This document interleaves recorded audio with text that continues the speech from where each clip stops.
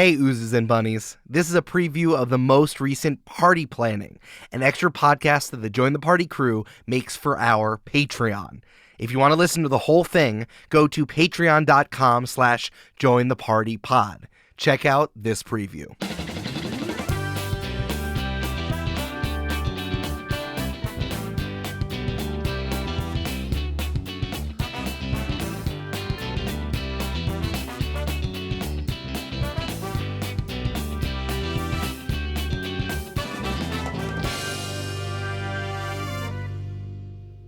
Cheers, Julia. Good morning. Cheers. I'm a little jealous. You have such a nicer coffee than me today. Look at that thing. That's beautiful. Yeah, I am drinking a hot chocolate oat milk iced cafe from Edith's sandwich counter in Brooklyn, New York.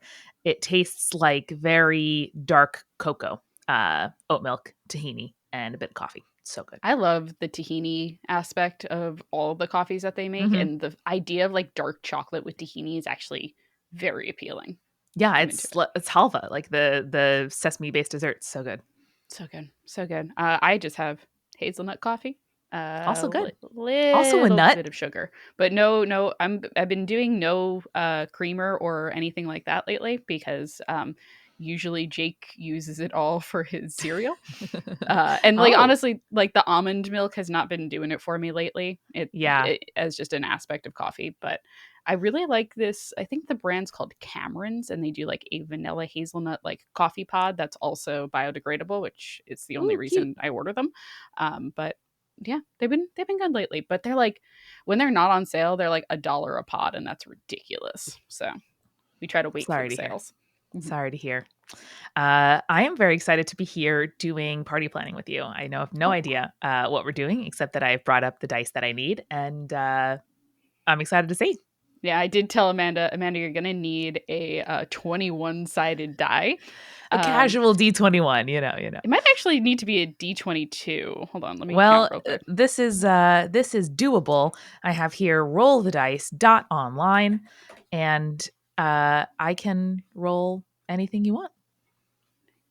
21, 22. Yeah, 22-sided die, please, Amanda. Hell yeah, dude. Because my thing is, I have been recently thinking about the deck of many things. Amanda, do you know about the deck of many things? No.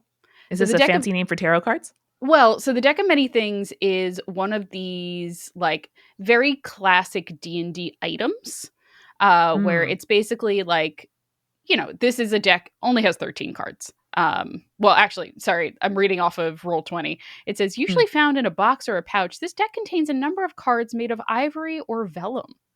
Interesting. 75% of these decks have only 13 cards, but the rest have 22. Now, before you draw a card, you must declare how many cards you intend to draw and then draw them randomly. You can use an altered deck of playing cards to simulate the deck at your table. Any cards drawn in excess of this number have no effect. Otherwise, as soon as you draw a card from the deck, its magic takes effect. You must draw each card no more than 1 hour after the previous draw. If you fail to draw the chosen number, the remaining numbers of the cards fly from the deck on their own and take effect all at once. Now, basically, it is basically like a tarot deck because it does have 22 cards. But I find that the deck of many things, as written by Wizards of the Coast, sucks. Wow. What a controversial opinion on this podcast. Well, rather, I don't think it sucks, but I think that it does not fit the style of gameplay that we typically do on Join the Party or that I prefer in my home games, right? Okay. A lot of these are like, so for example, the first card that they have on their list of like effects, just to give you an idea. This is a thing where it's like the effects can be very good, they can be very chaotic, or they can be very bad. So, for example, the balance card. Your mind suffers a wrenching alteration, causing your alignment to change. We never use alignment in our campaigns. That's not a thing that I have any real interest in whatsoever. Another one is like, this card's Medusa-like visage curses you. You take a -2 penalty on saving throws while cursed in this way. Only a god or the magic of the fates card can end this curse. I'm like, okay, sure. That's fine, I guess. But then there are some like okay ones where it's like you draw the flames card. A powerful devil becomes your enemy. This devil seeks your ruin and plagues your life, savoring your suffering before attempting to slay you. This enmity lasts until either you or the devil dies. Wow. It sounds like a useful tool when you don't have a GM as creative as Eric and That is true. wild magic tables, what like plagued us in our last full length campaign. So Yes. that's really interesting. So what have you prepared for us to like change and improve on today? Well, Amanda, I have collected the major arcana of one of my favorite tarot decks.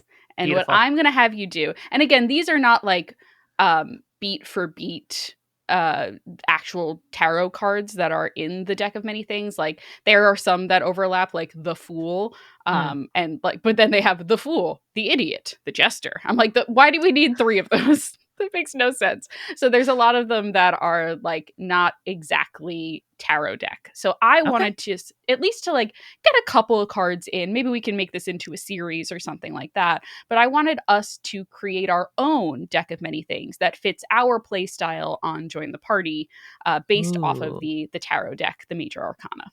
I love this. What a fun idea. Yes, and I want these to be like things that one can make your plot of your campaign very interesting, kind of like that devil one. Like that's kind Mhm. of fun and interesting, and not like, for example, if you draw the sun card, you gain 50,000 XP points. I'm like, that's not how we play D&D. So why would I use the deck of many things? I think that our version should be fun and also give a lot of interesting choices in terms of role play.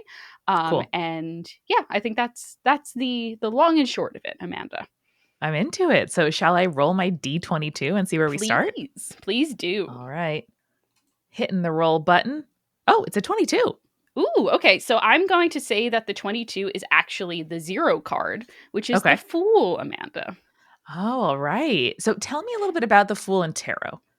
Now, the Fool is like the card of kind of like beginnings, first steps. The Fool, as you can see if you're watching the video one, the Mm-hmm. Fool is like on the precipice of a big change and is Mm. like basically like is stepping into the sun carefree and is about to embark on a big journey. So this is actually like a really interesting like beginning of hero's journey card, and that's why it's the 0 card, because it's like the beginning of the journey for the tarot deck.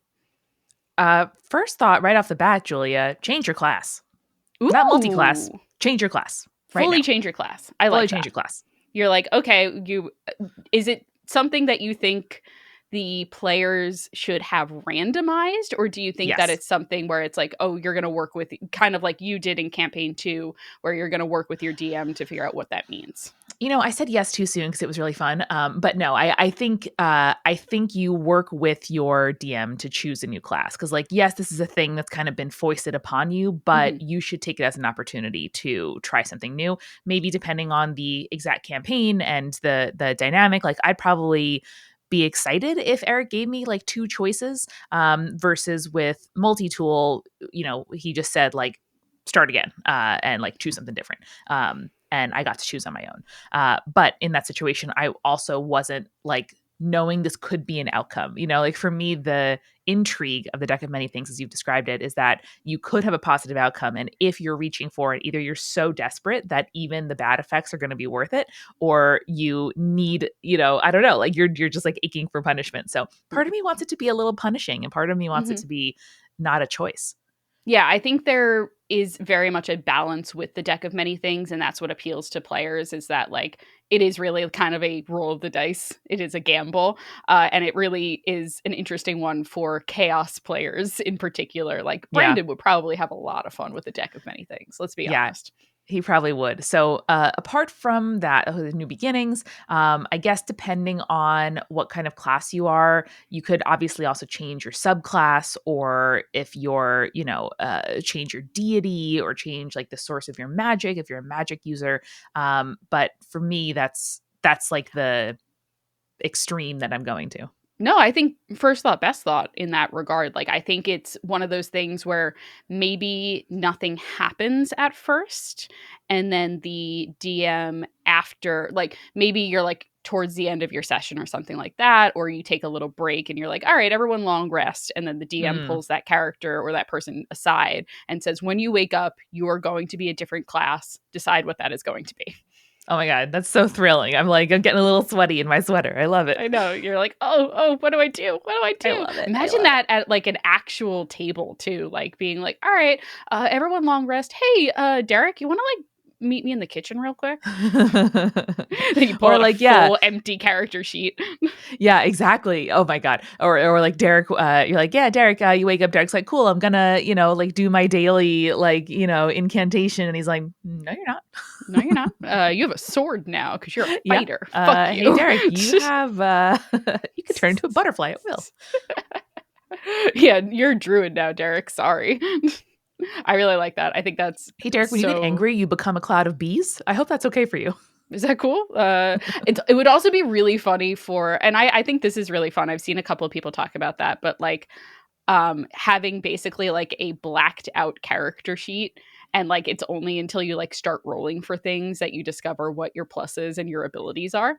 Okay, that's sick as fuck. I love that. Yeah. You're like, oh, I'm going to roll for investigation. The DM like looks at a character sheet, be like, you actually have +5 to investigation. They're like, whoa. I mean, that's how it would be, right? Like think of all these movies where, whether it's like a 13 going on 30 situation. Is that what that movie is called? Mm-hmm. Or like Big or something like you don't know the extent of your powers and difference, or like a alternate timeline where you walk outside and you're like, whoa, like Nixon was never president, man, or whatever. Or like, oh my God, everyone's blue except for me. I think that's really interesting. Yeah, I think that's great. Amanda, great first thought, best thought. I love that. Thank you. All right, how about you roll again, please? That was great. My favorite part was the accent work. If you like that, you got to hear the rest of Party Planning by joining the Patreon at patreon.com/jointhepartypod.